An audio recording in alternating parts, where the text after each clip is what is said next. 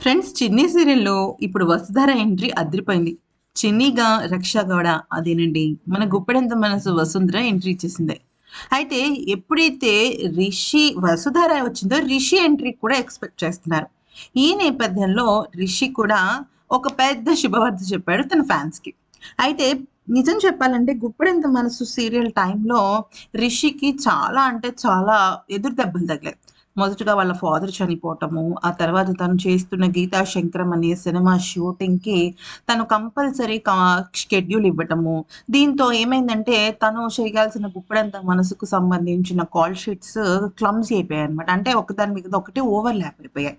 ఆ సమయంలో మీకు గుర్తున్నట్టయితే 'గుప్పెడంత మనసు' సీరియల్‌లో కొన్నాళ్ల పాటు రిషిని కనపడకుండా చేశారు. కానీ ఆ తర్వాత తను మళ్ళీ ఆ సీరియల్‌లోకి రావడం, ఆ సీరియల్‌ని ముగించేయడం జరిగింది. ఆ తర్వాత అటు రిషి కానీ, ఇటు వసుధర కానీ ఇద్దరు కూడా మనకి ఏదో స్టార్మాలో ఈవెంట్స్‌కి తప్ప పెద్దగా కనిపించలేదు. అవునా? అయితే ఇక ఇప్పుడు చిన్నిగా ఎప్పుడైతే వసుధర ఎంట్రీ ఇచ్చిందో, రిషి కూడా ఆ సీరియల్‌లోకి రావడాన్ని ఇప్పుడు చాలామంది ఫ్యాన్స్ ఎక్స్‌పెక్ట్ చేస్తున్నారు. అయితే ఫ్యాన్స్ ఎక్స్‌పెక్ట్ చేస్తే ఖచ్చితంగా డైరెక్టర్, సీరియల్ యాజమాన్యం అదే చేస్తారు. మీకు గనక గుర్తున్నట్టయితే 'చిన్ని' సీరియల్‌లో మొదటగా కావేరి ఉండేది. ఓకే. కావేరి, బాలరాజు వాళ్ళు ఉండేవాళ్ళు. చిన్న పిల్లప్పుడు. దానిలో మన రియల్ లైఫ్‌లో నిఖిల్, కావ్య ఇద్దరు కూడా ఒక సీరియల్‌లో నటించారు.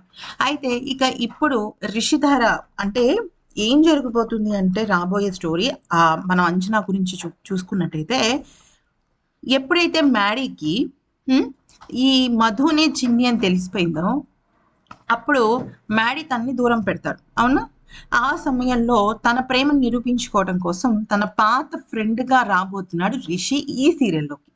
అంటే వీళ్ళిద్దరు ఎప్పుడైతే క్లోజ్ అవుతారో అప్పుడు మ్యాడీ తనకి చిన్ని దూరమైతే తను భరించలేడు అనే విషయాన్ని తెలుసుకుంటాడు.